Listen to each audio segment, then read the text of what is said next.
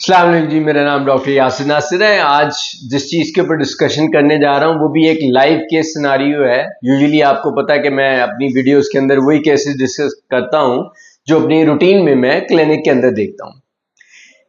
एक पेशेंट मेरे पास प्रेजेंट करता है, यंग मिडिल एज मैन, 40 साल की उम्र उसकी। वो आकर कहता है कि डॉक्टर साहब मुझे खांसी के साथ खून आता है, मुझे खून आया है, देखें क्या वजह है। हमने उसका एक्सरे करवाया, उसके राइट साइड के फेफड़े के ऊपर वाले हिस्से के अंदर एक लीजन हमें मिला, यानी एक एबनॉर्मेलिटी मिली। हमने उसका उसी खून में जो बलगम आ रहा था उसके साथ उसमें बलगम का टेस्ट करवाया, देखा टीबी तो नहीं है, वो नेगेटिव आया, टीबी नहीं थी। हमने कैमरा डाल के उसको अंदर जाकर देखा कि ये ट्यूमर तो नहीं है, उसका टुकड़ा लिया, उसका टेस्ट करवाया, ट्यूमर भी नहीं था, कैंसर भी नहीं था। मल्टीपल दवाइयां उसको दी हमने, एंटी फंगल डाली, यानी कहीं फंगल इन्फेक्शन तो नहीं है, फंगस इन्फेक्शन नहीं निकला। हमने उसको एंटीबायोटिक्स दी, एंटीबायोटिक का भी कोई रिस्पांस नहीं आया, उसका खून भी वैसे ही आता रहा, पेशेंट बिल्कुल ठीक नहीं हुआ। हमने रेडियोलॉजिस्ट को इन्वॉल्व किया और स्पेशलिटीज के डॉक्टर को इन्वॉल्व किया कि ये क्या है। उन्होंने यही कहा कि बायोप्सी ले लिया, इसका टुकड़ा ले लिया, अगर उस टुकड़े में भी कुछ नहीं आया तो फिर डायग्नोसिस नहीं बन पा रहा।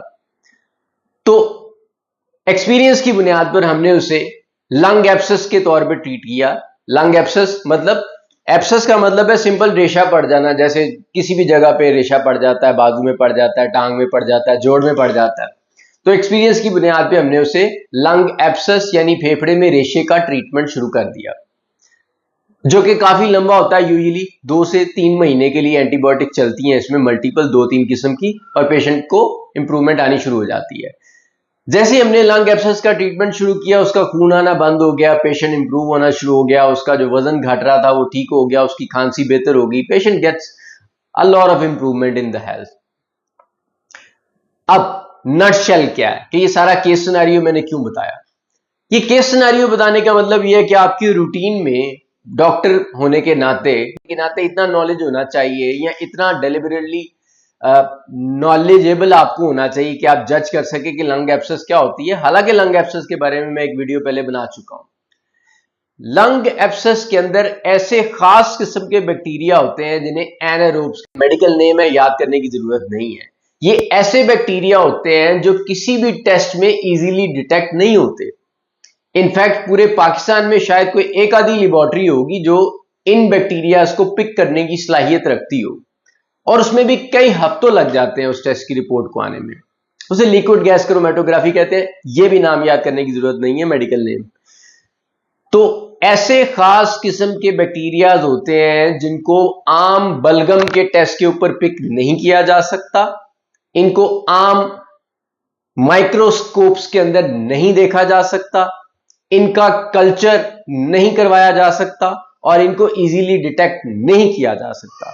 जब उस पेशेंट की सारी किस्म की इन्वेस्टिगेशंस के अंदर उसकी खास तशखीस नहीं की जा सकी, तो हमने एक्सपीरियंस की बुनियाद पर उसे लंग एब्सेस का ट्रीटमेंट दिया। जैसे ही उसकी 3 महीने की एंटीबायोटिक का कोर्स पूरा हुआ, वो पेशेंट वापस आया 3 महीने के बाद। उसने बताया कि डॉक्टर साहब मेरी सारी साइन एंड सिम्टम गायब हो गई हैं, मेरा बुखार उतर गया, मेरा बलगम खत्म हो गया, मुझे खून आना बंद हो गया, मेरा वेट गेन वापस आ गया, और मैं अब बहुत अच्छा महसूस कर रहा हूं।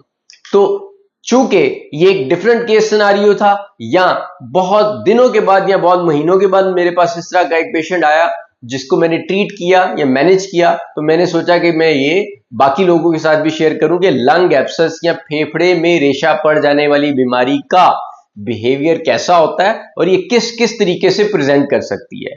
मजीद अगर आपको इसमें कोई हेल्प चाहिए तो आप अपने रेलेवेंट डॉक्टर या पल्मोनोलॉजिस्ट से डिस्कस कर सकते हैं। शुक्रिया।